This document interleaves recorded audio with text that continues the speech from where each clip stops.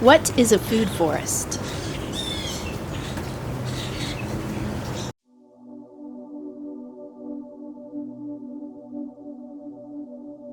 A food forest, or forest gardening as coined by Robert Hart in the 1980s, is a low-maintenance, sustainable method of gardening. The Amazon rainforest itself, which was originally thought as a pristine wilderness, has been shaped by humans for over 11,000 years. They used methods that we will be going over today to help transform the natural forest into a garden of food for humans. Starting with an already developed forest is a great way for humans to cheat on the food forest technique, as the ecosystem is already established. All that needs to happen now is to add food plants so that it becomes more productive for humans. As we will not have that luxury, it is a good idea to replicate what Mother Nature does naturally before adding plants. To start, you want to find a good location for your food forest. If you already have mature fruit and nut trees, this will be a perfect place for you to start your food forest, as it's already started. If you don't, then what you want to do is start nurturing the soil. Adding mulch, compost, and wood chips is a great way to replicate what the forest floor in a traditional forest would create for the soil.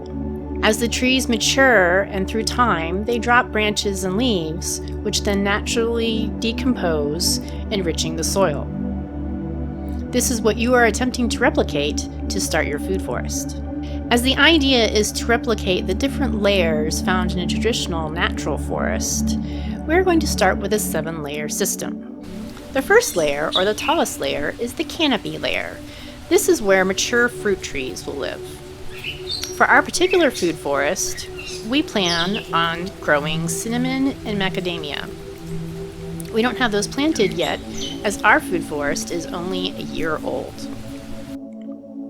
The second layer is the low tree layer. This is where smaller nut and fruit trees will be located, as they nestle in between the branches of the canopy. We already have this layer well established, with mulberries, limes, lemons, and cherries. The third layer is the shrub layer. Here we find fruit bushes like currants and berries.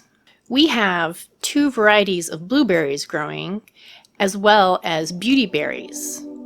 Now, beauty berries are native to this area. It is a good idea when you're starting to prepare for your food forest that you take a walk at your nearby park. See what plants are growing naturally in the environment. Look at their relationship and how the larger trees shade the areas for shade-loving trees such as ferns. The fourth layer is the herbaceous layer. This is where we're going to have many vegetables and herbs. Herbs are a great thing to add to any garden, as they are natural pest deterrents.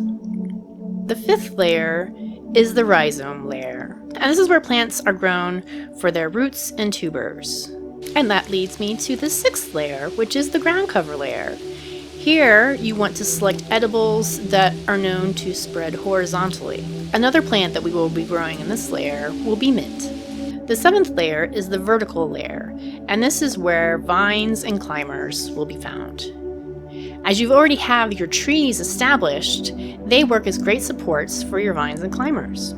Some plants to consider that are really good for a food forest are what are known as nitrogen fixers. These plants can take nitrogen from the air and store it in little nodes on their roots. If you don't allow these plants to bloom, and you do what is known as cut and drop, where you cut them all down and just leave them to mulch into the ground, then those nitrogen nodes can be fed upon by the neighboring plants. Besides plants, there's some other things to consider. What else do you find in a forest? Insects and animals.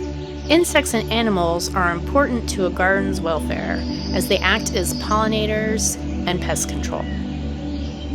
Wasps, for example, are known to feed on caterpillars, and caterpillars can wreak havoc in a garden. If you have broadleaf plants, like this turmeric plant here, the wasps can easily find a spot to create a nest. You can also build little homes for wasps out of cut pieces of bamboo to encourage them to live among your food forest.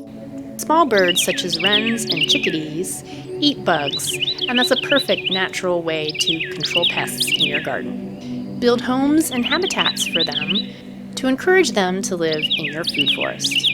Once your food forest is well established, you won't have to provide water or soil nutrients, as the forest will provide for itself. And that is the goal for the food forest, to have a self-sustained ecosystem that can provide food for you. Unlike traditional gardening, food forests are encouraged to grow a multitude of plants in a rather small amount of area. I hope you take the food forest concept to heart and try a little patch of your own. Thank you so much for liking and subscribing. I'll see you next time on City Steading, Garden and Grow.